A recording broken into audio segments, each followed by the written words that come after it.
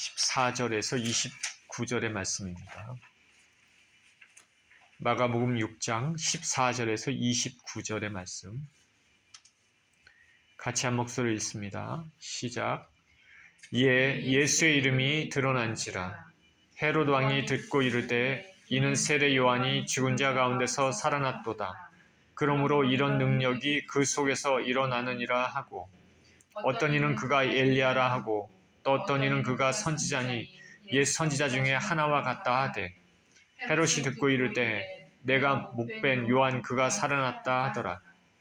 전에 헤롯이 자기가 동생 빌립의 아내 헤로디아에게 장가든 고로 이 여자를 위하여 사람을 보내어 요한을 잡아 옥에 가두었으니, 이는 요한이 헤롯에게 말하되 동생의 아내를 취한 것이 옳지 않다 하였습니다.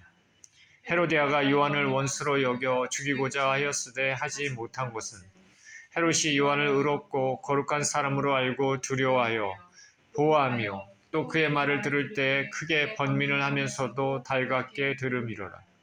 마침 기회가 좋은 날이 왔으니 곧 헤롯이 자기 생일에 대신들과 천부장들과 갈릴리의 귀인들로 더불어 잔치할세.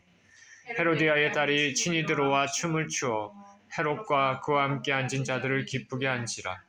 왕이 그 소녀에게 이르되 무엇이든지 내가 원하는 것을 내게 구하라. 내가 주리라 하고, 또 맹세하기를 무엇이든지 내가 내게 구하면 내 나라의 절반까지라도 주리라 하거늘, 그가 나가서 그 어머니에게 말하되 내가 무엇을 구하리까? 그 어머니가 이르되 세례 요한의 머리를 구하라 하니, 그가 곧 왕에게 급히 들어가 구하여 이르되 세례 요한의 머리를 소반에 얹어 곧 내게 주기를 원하옵나이다 하니, 왕이 심히 근심하나 자기가 맹세한 것과 그 앉은 자들로 인하여 그를 거절할 수 없는지라. 왕이 곧 시병 하나를 보내어 요한의 머리를 가져오라 명하니, 그 사람이 나가 옥에서 요한을 목베어 그 머리를 소반에 얹어다가 소녀에게 주니, 소녀가 이것을 그 어머니에게 주니라. 요한의 제자들이 듣고 와서 시체를 가져다가 장사하니라. 아멘. 기도합니다. 하나님 아버지, 감사합니다. 오늘도 또 생명의 말씀을 아버지와는 나누는 시간입니다. 살아계신 주님의 말씀 가운데 우리가 주님을 만나게 하시고 우리에게 역사하신 하나님을 체험하는 시간이 되게 하여 주시옵소서. 감사드립니다. 우리 주 예수 그리스도 이름으로 기도합니다. 아멘.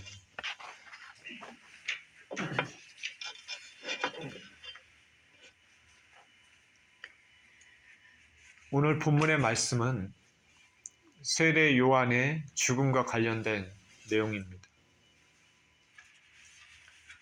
오늘 말씀의 전후를 살펴보면 예수님께서 12제자를 둘씩 짝을 지어서 각 마을로 보내시면서 전도를 하라고, 하나님 나라를 전파하라고 명하셨습니다. 그래서 예수님의 12제자들이 둘씩 짝을 지어 나가서 각 마을에 다니면서 예수님을 전파했습니다.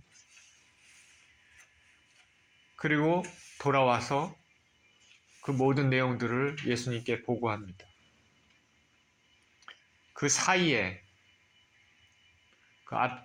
그 사이에 전파하러 나가서 그리고 돌아올 때 그 사이에 삽입된 내용입니다. 오늘 본문의 내용이요. 따라서 본문의 앞 13절하고 본문의 뒤 30절을 곧바로 읽어도 무방합니다. 오늘 본문 마가복음에서 마가가 본문을 그 전도활동 사이에 끼워놓은 이유는 메시아를 준비하는 선구자에 불과한 세례 요한과 메시아 대신 예수님 사이에 구분을 하려고 한 것으로 보입니다. 오늘 본문의 세례 요한의 죽음에 관한 내용을 살펴보면서 주님께서 우리에게 주시는 교훈을 얻고자 합니다.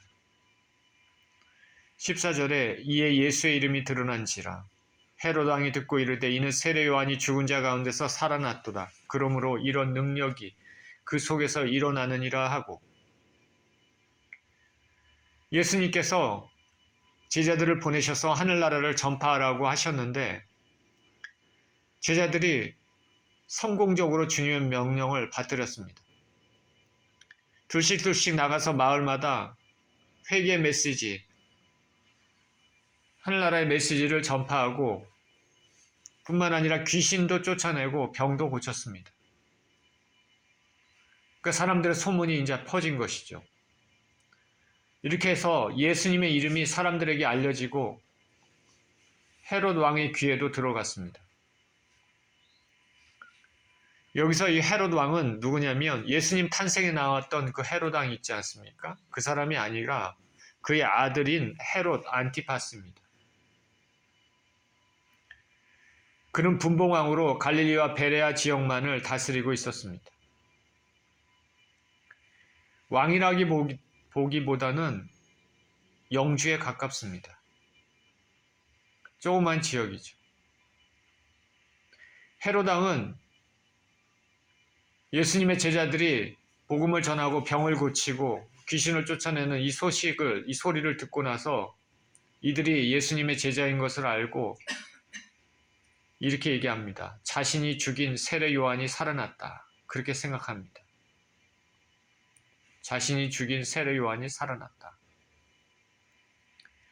이 말은 헤롯이 자신이 세례 요한을 죽인 것에 잘못된 것임을 스스로 알고 두려워했다는 것을 우리가 짐작할 수 있습니다. 자신의 비윤리적 행동을 비판한 세례 요한을 죽인 후에 늘 양심의 가책을 받고 있는 그런 중에 예수님의 활동을 보면서 세례 요한이 예수님 안에서 대선언한 활동하고 있는 것으로 생각했습니다. 범죄자는 항상 심리 상태가 불안합니다. 항상 피해의식 속에 살아있기 때문에 조그만 일, 사소한 일도 자신과 결부시켜 생각해서 큰 두려움에 떨게 되는 경우가 많습니다. 오늘 16절에 내가 목벤 요한 그가 살아났다 하더라. 죄 없는 자를 살인한 자가 밤에 잠을 못 자고 두려움에 떠는 것과 비슷합니다. 더군다나 세례 요한은 하나님의 선지자입니다. 예수님이 행하신 기적, 예수님의 제자들이 행한 그런 일들을 들으면서 세례 요한은 살았을 때 기적은 일으키지 않았는데 이제 죽은 후에 다시 부활해서 이제는 기적을 일으킨다 이렇게 생각하고 있습니다. 그러니 이 소문을 들은 헤롯은 이것이 얼마나 큰 사건으로 자기에게 다가왔는지 우리가 예상할 수 있습니다. 세상 사람들도 죄를 짓고 두려움에 잠 못 이루면서 고통의 날을 보냅니다. 왜냐하면 하나님이 주신 양심 그리고 심판에 대한 두려움이 있기 때문입니다. 겉으로는 아무렇지도 않게 보일지 모릅니다. 저 사람은 사람을 죽이고 큰 피해를 주면서도 저렇게 태어나구나. 겉으로 그렇게 보일지 모릅니다. 그러나 남몰래 죄에 대한 대가를 치르며 고통의 날을 보낼 것입니다. 수백만 명인지 수천만 명인지 소련의 스탈린은 수많은 사람들을 죽였습니다. 그는 그런 후에 항상 누군가 자신을 죽일지 모른다는 그런 생각을 가지고 살았습니다. 두려움 가운데 떨며 산 것이죠. 겉모양은 모릅니다. 가장 자신의 가까워 있는 최측근, 자신의 사람들도 모를 만큼 저녁마다 방을 옮겨가면서 잠을 잤다고 합니다. 오늘 밤에는 어느 방에서 자는지 사람들이 모르는 거죠. 암살당할 위험이 있기 때문에. 그런 삶은 이미 심판을 받은 것이나 마찬가지입니다. 여기 헤롯 안티파스가 지금 그런 경우입니다. 15절입니다. 어떤 이는 그가 엘리야라 하고 또 어떤 이는 그가 선지자니 옛 선지자 중에 하나와 같다 하되 헤롯은 듣고 이르되 내가 목벤 요한 그가 살아났다 하더라. 헤롯이 이렇게 아주 굉장히 예민하게 반응하니까 신하들이 헤롯을 안정시키기 위해서 소문의 인물은 세례 요한이 아니라 엘리야 혹은 선지자 중에 한 사람과 같다고 얘기를 합니다. 자, 구약에서 엘리야는 하나님의 권능으로 기적을 일으킨 인물입니다. 그러니 세례 요한이 아니라 그런 사람이다. 그런 사람 중에 한 사람이다. 그렇게 자꾸 왕을 안정시킵니다. 그러나 헤롯의 귀에는 들어오지 않습니다. 내가 목벤 요한이 살아났다. 자신이 직접 목벤이라는 말을 하면서 책임이 자신에게 있다고 얘기합니다. 세례 요한이 복수하러 올까봐 두려워하는 헤롯의 모습입니다. 저와 여러분, 우리 그리스도인들은 죄에 대해 민감해야 됩니다. 죄를 짓게 되면 마음의 평안이 사라집니다. 하나님과의 벽이 닫혔기 때문입니다. 그래서 죄를 깨닫고 회개하는 것이 중요합니다. 그래서 하나님과의 평화의 관계를 되찾아야 합니다. 죄에 대한 해결책은 죄를 깨달을 뿐 아니라 그것에서 돌이키는 것, 회개하는 것입니다. 깨닫는 것에 그치면 안 됩니다. 17절에 전에 헤롯이 자기가 동생 빌립의 아내 헤로디아에게 장가든 고로 이 여자를 위하여 사람을 보내어 요한을 잡아 옥에 가두었으니 이는 요한이 헤롯에게 말하되 동생의 아내를 취한 것이 옳지 않다 하였습니다. 헤로디아가 요한을 원수로 여겨 죽이고자 하였을 때 하지 못한 것은 헤롯이 요한을 의롭고 거룩한 사람으로 알고 두려워하여 보호하며 또 그의 말을 들을 때 크게 번민을 하면서도 달갑게 들음이로라. 자, 여기부터는 세례 요한이 어떻게 죽었는지 알려주고 있습니다. 그러니까 그 이전에 얘기를 하고 있는 것이죠. 자, 본문을 이해하기 위해서는 헤롯 가문에 대해서 살펴보면 도움이 됩니다. 헤롯 가문, 한마디로 얘기하면 우리 소위 세상 말로 얘기하면은 콩가루 집안이라는 말을 쓰지 않습니까? 콩가루 집안이라 할 수 있습니다. 먼저 세상의 역사학자들이 말하는 그런 언어로 헤롯 대왕이 있습니다. 헤롯 대왕. 헤롯 대왕은 누구냐면 예수님을 죽이고자 했던, 예수님이 베들레헴에 나셨을 때 그 죽이고자 했던 그 왕을 얘기를 합니다. 잔혹한 왕이죠. 근데 그 헤롯 대왕이라는 사람이 아내를 여러 명의 아내를 두었습니다. 그리고 그 여러 명의 아내를 통해서 여러 자식들이 태어났습니다. 본문의 헤로디아 여자, 헤로디아는 헤롯 대왕의 여러 아들 중에 하나인 아리스토블로스라는 그 사람의 딸입니다. 그리고 이 헤로디아는 그녀의 이복 산촌, 즉 헤롯 대왕의 또 다른 아들이 있습니다. 헤롯 빌립 1세인데 그 헤롯 빌립 1세와 결혼했습니다. 그림이 나오시죠? 어떤 의미인지. 그런데 그녀는 남편을 버렸습니다. 그리고 자신의 이복 삼촌 또 다른 헤롯 대왕의 또 다른 아들 헤롯 안티파스와 재혼을 했습니다. 오늘 본문에 나오는 헤롯 안티파스입니다.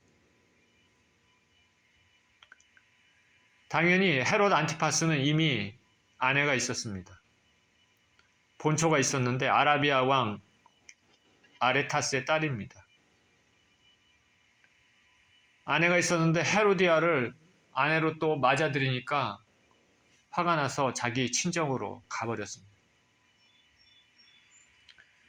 이에 불만을 품어서 아라비아는 전쟁을 일으킵니다. 그 전쟁에서 헤롯 안티파스는 패하게 됩니다.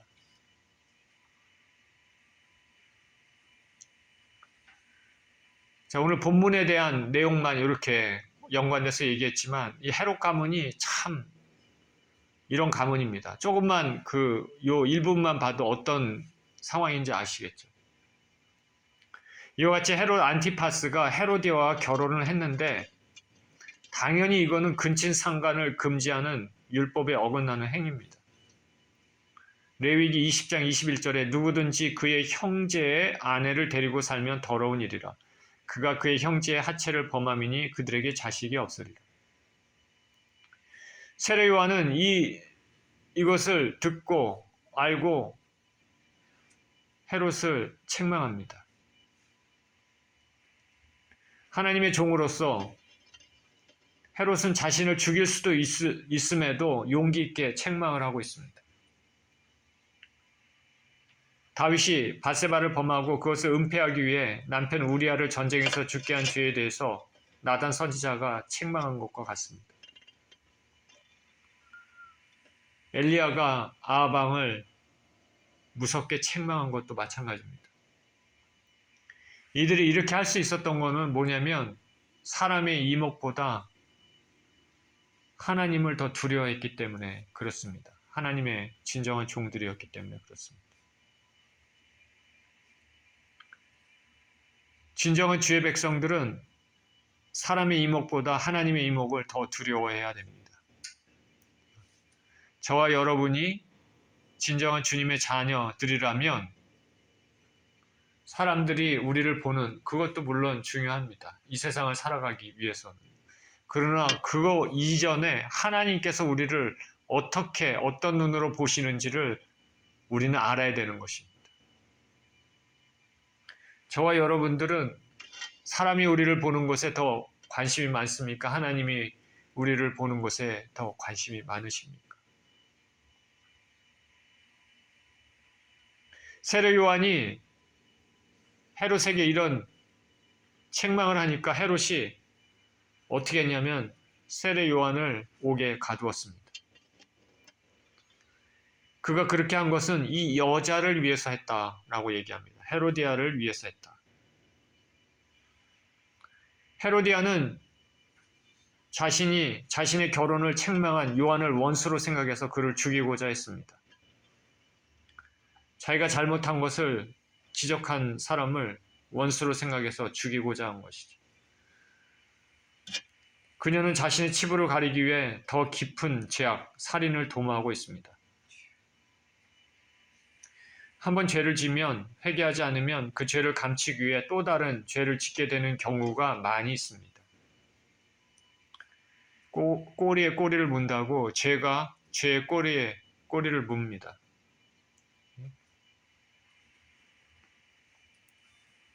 한번 거짓말하면 거짓말 감추기 위해 또 다른 거짓말을 하는 경우가 많습니다. 심지어 다윗도 그러지 않았습니까? 밧세바를 범하고 나서 죄를 감추려고 하자 그게 안 되니까 그가 한 것이 뭡니까? 밧세바의 남편 우리아를 전쟁의 최전선으로 나가게 해서 죽게 했습니다. 자, 헤로디아는 이랬습니다. 헤롯은 어땠을까? 헤롯은 헤로디아만큼은 악하지는 않지만 헤롯도 죄인입니다. 헤롯은 뭐냐면 요한이 의로운 사람을 알았습니다. 그리고 그를 두려워해서 보호하려고 했습니다. 자신에게 책망을 한 그것을 달게 들었습니다. 그러니까 헤롯은 악한 행동을 하지만 그 안에 그래도 조금이라도 일말의 양심이라도 있는 사람입니다. 자, 우리가 살면서 이런 사람들 자주 봅니다. 그죠? 악한 행위를 합니다. 하지만은 그 안에 뭔가 내가 잘못하고 있구나 인식하는 사람들이 있습니다. 그래서 마음에 조마조마하죠. 그러나 헤롯이 헤로디아보다는 낫지만은 그도 분명히 악인입니다. 왜냐하면 전처를 버리고 근친상가를 저지른 사람이 무슨 선한 것이 있겠습니까? 말씀 알면서도 말씀대로 행동하지 않았습니다. 양심의 가책을 느껴도 회개하지 않고 말씀대로 살지 않으면 아무 소용이 없는 것입니다. 우리가 회개에 합당한 열매를 맺지 않으면 진정으로 회개한 것이 아니죠.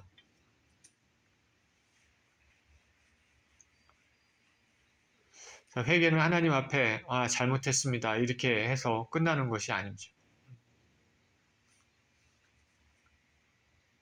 가룟 유다가 마음의 가책을 받았지만 돌이키지 않고 목매달아 죽었습니다. 양심의 가책만으로 끝나는 것이 아닙니다. 실제적인 행동이 있어야 되는 거죠. 21절입니다. 마침 기회가 좋은 날이 왔으니 곧 헤롯이 자기 생일에 대신들과 천부장들과 갈릴리 귀인들로 더불어 잔치할세. 헤로디아의 딸이 친히 들어와 춤을 추어 헤롯과 그와 함께 앉은 자들을 기쁘게 한지라. 왕이 그 소녀에게 이르되 무엇이든지 내가 원하는 것을 내게 구하라 내가 주리라 하고 또 맹세하기를 무엇이든지 내가 내게 구하면 내 나라의 절반까지도 주리라 하거늘. 마침 기회 좋은 날, 좋은 기회입니다. 누구에게? 헤로디아의 입장에서. 헤롯이 잔치를 벌였습니다. 그래서 사람들, 주요 인물들을 초대했습니다. 대신들, 천부장들, 갈릴리 귀인들입니다. 헤로디아의 딸이 연회장에서 나와서 춤을 춥니다. 이 헤로디아의 딸, 이 딸은 헤로디아와 그의 전 남편 빌립 사이에 태어난 딸이죠. 역사의 기록에 의하면 이 아이의 이름은 살로메입니다. 당시 그녀는 14~15살 혹은 17살, 어쨌든 20살 이하의 정도로 보는 견해들이 있습니다. 여기서 그 소녀를 뜻하는 헬라어 코라시온이라는 말은 이제 어린 소녀티를 막 벗어난 결혼기에 이른 처녀를 가리킵니다. 근데 이 딸이 연회상에서 춤을 췄습니다. 참석한 사람들을 기쁘게 했습니다. 춤솜씨가 좋았던 것으로 보입니다. 근데 참 이상하죠. 이상하다기보다는 어색합니다. 헤로디아는 분봉왕의 딸이면 공주라고 볼 수 있는데 그 당시 연회장에서 무희들이 추는 춤을 공주가 춘다. 격식에 맞지 않습니다. 그리고 당시 연회 석상에서 추던 춤은 굉장히 외설적인 노출이 심한 옷을 입고 추는 그런 춤입니다. 왕족의 신분으로 공주가 그런 춤을 춘다는 것은 참 상상할 수 없는 일이죠. 그런데 제가 말씀드렸다시피 헤롯 가문은 콩가루 집안이다 말씀드렸습니다. 도덕이 이미 땅에 떨어진 만큼 문란하고 퇴폐적인 그런 가문으로 생각할 때 능히 있을 수 있는 일이라 우리가 추측할 수 있습니다. 마가는 헤로디아와 그의 딸을 아주 부정한 자로 강조하고 있기 때문입니다. 한층 흥이 돋았습니다. 헤롯이 이 아이에게 말합니다. 무엇이든지 내가 원하는 것을 내게 구하라. 내가 주리라. 경박한 말이죠. 내 나라의 절반까지도 주겠다. 책임지지 못할 말입니다. 내 나라의 절반까지 주겠다. 이거는 흥에 겨워서 한 말이죠. 문자적으로 해석할 수가 없는 것이죠. 속담 같은 것인데 이 헤롯은 실제로 로마로부터 임명받아서 치리하기 때문에 줄 땅이 없습니다. 자기 땅이 없어요. 근데 그가 이렇게 얘기한 것은 기분이 좋았다 생각할 수 있는 것이죠. 근데 문제는 왕이 대신들 앞에서 얘기를 했기 때문에 구두로 얘기한 왕의 인준, 서약 같은 것입니다. 변경시킬 수 없는 그런 약속이 되는 것이죠. 최근에 한국 대통령도 말실수를 자주 한다고 하는데 정말 그 지도자 위치에 있는 사람들은 정말 조심해야 되죠. 헤롯은 어떤 일이 있더라도 자신의 약속을 지켜야 되죠. 맹세까지 했습니다. 맹세까지 했다는 건 문제가 더 커졌습니다. 우리 성경에 예수님께서 뭐라고 말씀하십니까? 맹세하지 말라 말씀하십니다. 맹세하고 지키지 못하면 죄가 되는 일이죠. 제가 이렇게 말씀을 전하지만 저도 이렇게 한 적이 있습니다. 근데 하나님의 두려우심을 알고는 주의하고 있습니다. 마태복음 5장 33절 37절에 또 옛사람에게 말한 바 헛 맹세를 하지 말고 내 맹세한 것을 주께 지키라 하였다는 것을 너희가 들었으나 나는 너희에게 이르노니 도무지 맹세하지 말지니 하늘로도 하지 말라 이는 하나님의 보좌임이요 땅으로도 하지 말라 이는 하나님의 발등상임이요 예루살렘으로도 하지 말라 이는 큰 임금의 성임이요 내 머리로도 하지 말라 이는 내가 한 터럭도 희고 검게 할 수 없습니다. 오직 너희 말은 옳다 옳다 아니라 아니라 하라 이에서 지나는 것은 악에서부터 나느니라. 사람이 맹세를 할 당시 진정한 의미로 맹세했을 수도 있습니다. 가볍게 하는 그런 맹세도 있겠지만 진정한 의미로 할 수도 있습니다. 근데 문제는 상황이 어떻게 변할지 우리는 모른다는 것이죠. 우리는 하나님이 아니기 때문에 연약하기 때문에 지킬 의지가 있어도 지키고 정말 싶은데 근데도 못 지킬 때가 있다는 것을 우리는 알아야 되는 것이죠. 지킬 능력이 없는 경우도 있고 상황, 환경이 바뀌어서 지키지 못하는 경우도 있습니다. 지키고 싶어도 또는 능력이 있어도 상황이 그것을 허락하지 않는 경우가 있습니다. 그러니 차라리 맹세를 하지 않는 것이 좋다. 저나 여러분이나 우리가 이 땅을 살면서 죄를 많이 짓지 않습니까? 죄를 짓습니다. 그 부분의 하나가 맹세에 대한 건데 주의해야 됩니다.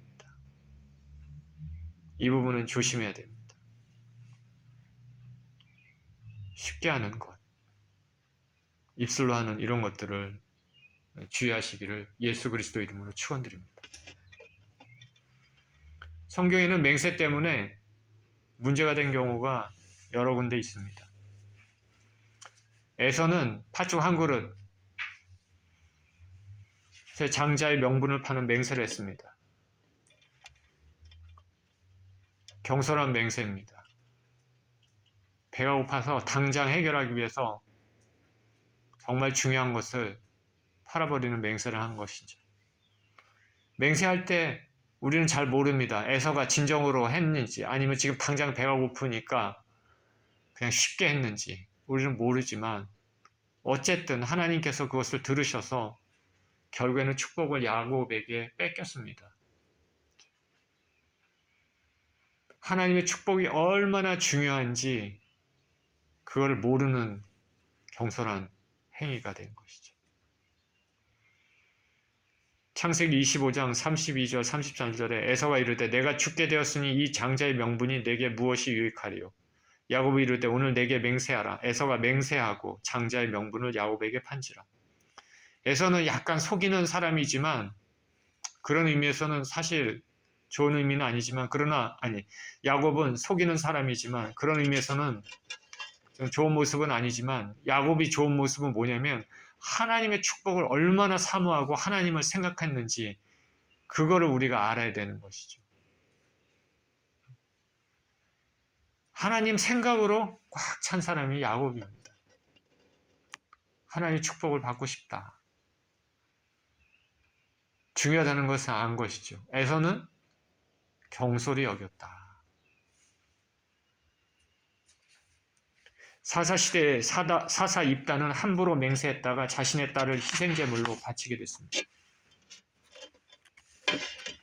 사사기 11장 29절에서 40절 그가 여호와께 서원하여 이르되 주께서 과연 암몬 자손을 내 손에 넘겨주시면 내가 암몬 자손에게서 평안히 돌아올 때 누구든지 내 집 문에서 나와서 나를 영접하는 그를 여호와께 드릴 것이니 내가 그를 번제물로 드리겠나이다 하니라. 왜 이런 맹세를 했을까? 이런 맹세 할 수 있습니다. 사람은 약하기 때문에. 사람은 부족하기 때문에. 그런데 하나님께서 암몬을 입다를 통해서 암몬을 물리치게 하셨습니다.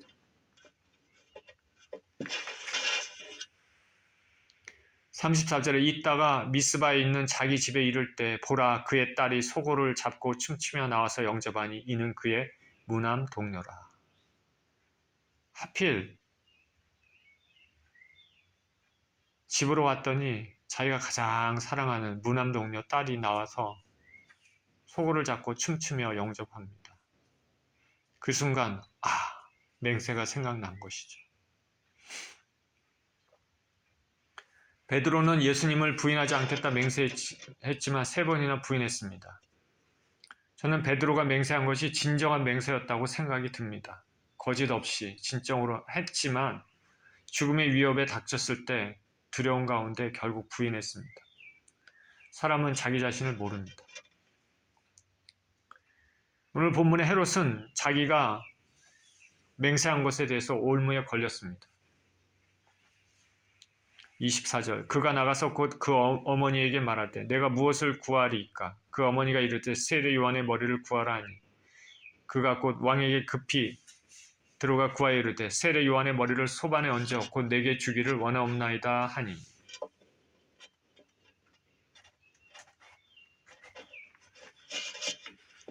헤롯이 나라의 절반까지도 주겠다고 하니까 여아가 그 어머니 헤로디아에게 가서 내가 무엇을 구해야 합니까? 묻습니다. 그랬더니 세례 요한의 머리를 구하라고 말합니다.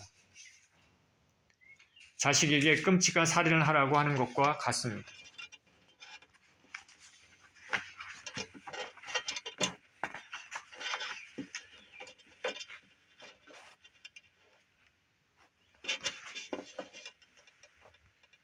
헤로디아라는 여자가 얼마나 잔혹한가 알 수 있는데 남편도 바꾸고 부도덕하고 음란할 뿐 아니라 잔인한 성격도 있습니다. 이런 여자는 원하는 것을 다 얻어야 적성이 풀립니다. 자기 목적을 위해서 남편도 바꾸고 자식도 이용한다. 방해하면 하나님 선지자도 죽인다. 우리가 구약의 이세벨 생각나지 않습니까? 이런 사람은 세상이 중심이 자기입니다. 세상에 이렇게까지 하는 사람들은 그렇게 많지 않을 것이라 생각이 되지만 우리가 헤로디아를 보면서 오늘날 부모들이 종종 자신의 욕심을 채우기 위해서 자녀들의 삶을 좌지우지하는 것이 떠오릅니다. 부모는 자녀에게 하나님을 경외하는 신앙을 가르쳐야지 다른 잘못된 영향을 끼치면 안 되겠습니다. 헤로디아 이 말에 여한은 왕에게 급히 들어가서 세례 요한의 머리를 소반에 얹어달라고 구합니다. 어머니나 딸이나 똑같이 잔인하죠. 왕의 마음이 바뀌기 전에 급히 들어가서 구했습니다. 우리나라도 그렇고 다른 나라도 그렇고 서양 속담에도 있습니다. 결혼할 때 여자가 결혼할 때 그 결혼할 여자가 어떤 여잔지 모르면 그 어머니를 보면 된다라는 말이 있습니다. 26절 왕이 심히 근심하나 자기가 맹세한 것과 그 앉은 자들로 인하여 그를 거절할 수 없는지라. 왕이 곧 시위병 하나를 보내어 요한의 머리를 가져오라 명하니 그 사람이 나가오기서 요한을 목베어 그 머리를 소반에 얹어다가 소녀에게 주니 소녀가 이것을 그 어머니에게 주니라. 요한의 제자들이 듣고 와서 시체를 가져다가 장사하니라. 요한의 목을 달라는 말에 헤롯은 근심했습니다. 근데 이미 맹세했고 주위 사람들도 다 들었기 때문에 요청을 거절하지 못했습니다. 자기가 맹세한 것과 여기 맹세의 헬라어 원어는 복수 형태입니다. 그러니까 자기가 맹세를 한 번 한 게 아니라 여러 번 반복했음을 알 수 있습니다. 그러니 어쩔 수 없이 왕의 체면 때문에 잔인한 요구를 들어줍니다. 헤롯은 자기가 지금까지 요한을 선지자로 생각했기 때문에 두둔해왔기 때문에 더욱 딜레마에 빠졌습니다. 그러나 그는 체면 유지를 해야 되기 때문에 죄 없는 요한을 보호해야 한다는 입장보다 체면 유지의 입장이 더 강했습니다. 빌라도가 죄 없으신 예수님 알면서도 십자가에 못 박히도록 넘겨준 것과 똑같습니다. 그러니 저와 여러분이 살면서 함부로 맹세해서도 안 되고 체면 유지 때문에 죄를 지어서도 안 됩니다. 체면 유지는 어떻게 보면 인간 살면서 중요하죠. 그러나 하나님의 눈을 의식하는 것이 먼저이라는 것을 우리는 알아야 됩니다.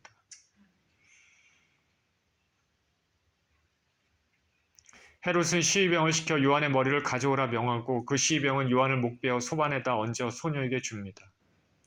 소녀는 그 어머니 헤로디아에게 주었습니다. 참 태연하게 행하는 소녀와 그 어머니입니다. 요한의 제자들은 자신의 스승이 죽은 것을 듣고 시체를 가져다가 장사합니다. 마태복음에서는 장사를 마친 후 그 모든 일을 예수님께 고했다라고 이렇게 말을 합니다. 세례 요한의 생애는 이렇게 끝났습니다. 인간적으로는 험한 것 같습니다. 그런데 세례 요한은 자신의 사명을 다 완수하고 끝냈다 우리가 알 수 있습니다. 이전에 자신이 고백한 것 같이 그는 나는 새하여야 하겠고 오실 그분 예수님은 곧 흥하여야 한다. 그 말대로 그의 삶을 마쳤습니다. 세례 요한이 순교한 것은 복음 전하는 자들이 치러야 될 그런 대가를 보여주기도 하지만 그러나 세례 요한은 지금 하늘나라에서 누구보다도 별과 같이 빛나는 삶을 살고 있을 것입니다. 하나님을 위해서 생명을 드린 사람이니까. 하나님을 위해서 예수님을 위해서 우리가 뭘 드릴 때 자신의 생명 드리는 것만큼 더 드릴 수 있는 게 뭐가 있겠습니까?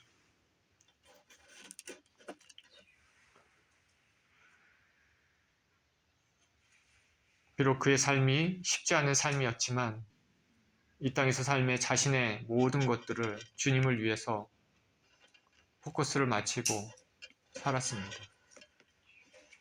사람들이 보기에는 허망하고 참 그런 삶이지만 하나님의 눈에서는 영광스럽고 보석과 같이 빛나는 삶입니다. 오늘 본문은 세례 요한의 죽음에 관련된 내용이었습니다. 본문을 통해서 우리는 몇 가지 알 수 있는데 헤롯의 행동을 통해서 죄에 대한 해결책은 죄를 깨닫는 것뿐 아니라 회개에서 돌이키는 것임을 우리는 알아야 된다는 것입니다. 양심의 가책에서 끝나는 것이 아니다. 그리고 맹세에 대한 것, 함부로 맹세하면 안 되겠다. 지키지 못하면 죄로 돌아오기 때문이다. 그리고 사람의 눈을 보기 이전에 자기 자신의 체면 중요하지만 그거 이전에 우리를 보시는 하나님의 눈을 의식해야 되겠다라는 것이죠.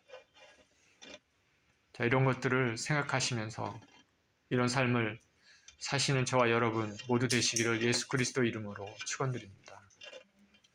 기도하겠습니다.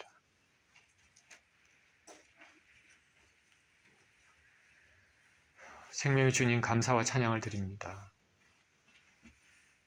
세례 요한의 죽음을 보고 그와 관련된 헤롯의 죄를 살펴보면서 죄에 대해서 아버지 생각해 봤습니다. 하나님 아버지,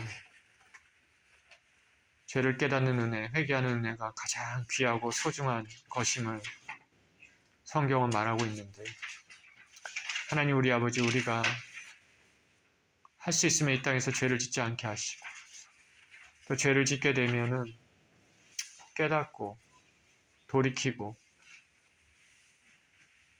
아버지 그렇게 살 수 있도록 주님 은총 허락하여 주시옵소서. 입술로 하는 가벼운 맹세도 취하게 하시고 옳은 것은 옳고 그른 것은 그르다 할 수 있는 신앙의 훈련을 할 수 있게 축복하여 주옵소서. 우리 주님께 감사드리며 우리 주 예수 그리스도 이름으로 기도합니다. 아멘.